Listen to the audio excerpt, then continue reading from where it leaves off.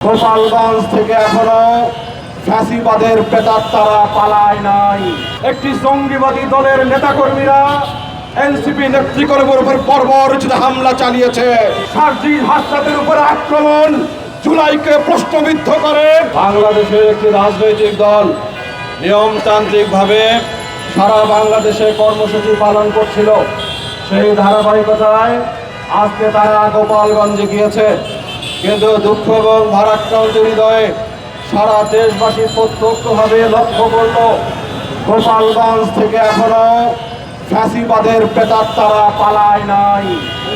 শুধু তাই না, আজকের এই শান্তিপূর্ণ কর্মসূচির উপরে সন্ত্রাসী লীগ কর্তৃক, জঙ্গিবাদ কর্তৃক, বাংলাদেশের আইন কর্তৃক স্বীকৃত একটি জঙ্গিবাদী দলের নেতাকর্মীরা এনসিপি নেতৃত্বের উপর বর্বরোচিত হামলা চালিয়েছে। এটা প্রমাণ করে সারা বাংলাদেশে ঘাপটি মেরে থাকা ওই জঙ্গিবাসের প্রেতাত্মারা গোপালগঞ্জে লুকিয়েছে। প্রশাসনের কাছে জানতে চাই, আপনারা কি নাকে তেল দিয়ে ঘুমাচ্ছেন নাকি অপেক্ষায় আছেন পরবর্তীতে কোনো ফ্যাসিবাদ আসবে আপনাদের কাছে প্রমোশন দেবে, এই আশায় কি আপনারা বসে আছেন নাকি? শান্তিপূর্ণভাবে এই এনসিপি নেতৃবৃন্দ সার্জিস হাসনাতের উপরে আক্রমণ জুলাইকে প্রশ্নবিদ্ধ করে, এই আক্রমণ বাংলাদেশের স্বাধীনতার উপরে প্রশ্নবিদ্ধ করে, এই আক্রমণ জুলাইয়ের অভ্যুত্থানকে প্রশ্নবিদ্ধ করে।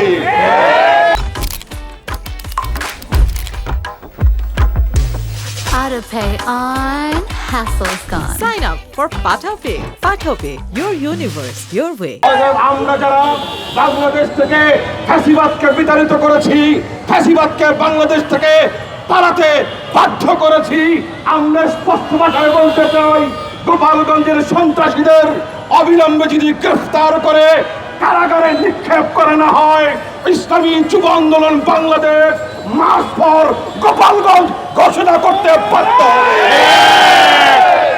শুধু তাই নয়, আমরা ত্যাগহীন কণ্ঠ বলতে চাই, প্রশাসনের ভাইরা আপনাদেরকে আমরা চিহ্নিত করতে চাই না, কিন্তু আমাদের নজর কিন্তু আপনাদের উপর রয়েছে।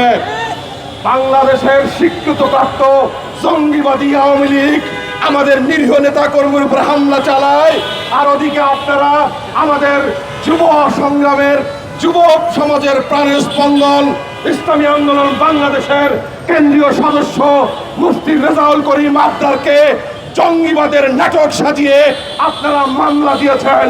কত ধানে কত চাল, এই মামলা যদি প্রত্যাহার করে না হয়, আমরা রাজপথে আন্দোলনের মধ্য দিয়ে দেখিয়ে দেব ইনশাআল্লাহ। হিসাব নিকাশ করে আন্দোলন করবেন, হিসাব নিকাশ করে মামলা করবেন। নিরীহ যারা মুসলিম একটা প্রাণীও একটা নাগরিকও যেন নির্যাতিত না হয়, পুলিশ সহ সকল প্রশাসনের ভাইদেরকে উদাত্ত আহ্বান জানাচ্ছি। আগামী দিন ইসলামী আন্দোলন বাংলাদেশের আমির মোহতারাম পীর সাহেব চরমনাই যদি বৃহত্তর কর্মসূচির ঘোষণা দেয়, ইনশাআল্লাহ বাংলাদেশকে আমরা ফ্যাসিবাদ মুক্ত করেছি। আরেকবার যদি আন্দোলন করার প্রয়োজন হয়, বাংলার মাটি থেকে জঙ্গিবাদের সকল প্রেতাত্মা আজকের আন্দোলনের মধ্য দিয়ে চূড়ান্ত রাজনীতির ব্রেক ঠুকে দিতে চায়।